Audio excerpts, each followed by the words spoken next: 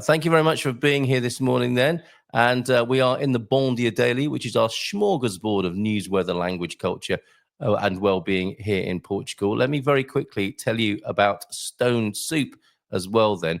And I'll see if I can run this little bit of video. Let's see if this is how well this is holding up.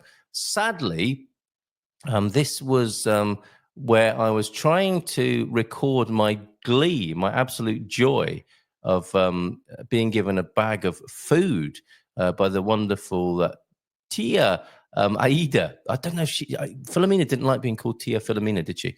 I don't know if Aida would appreciate that or not, but she is the mum of one of my neighbours who, delighted by me showing off my shoes that she gave me here on the show, has brought me even more food, including the sausages hanging up behind me.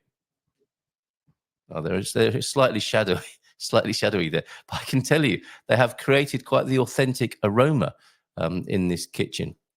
Right, okay, so let me roll that VT, and I'm going to tell you a little bit about stone soup as well. This is the reveal. This is me opening up the bag of food, which it turns out is a silent movie because Mrs. M didn't have the microphone turned up.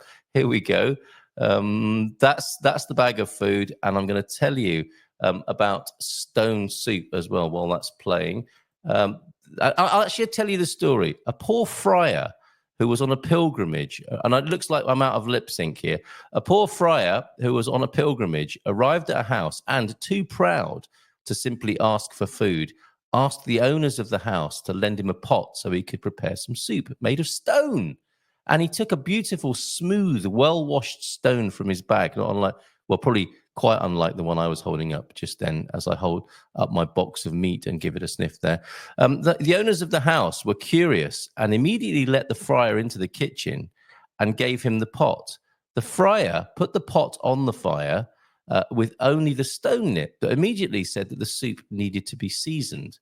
The lady of the house gave him the salt, but he suggested that it would be better if it was a bit of sausage or bacon. Look at that. That made us giggle, that particular sausage. Right.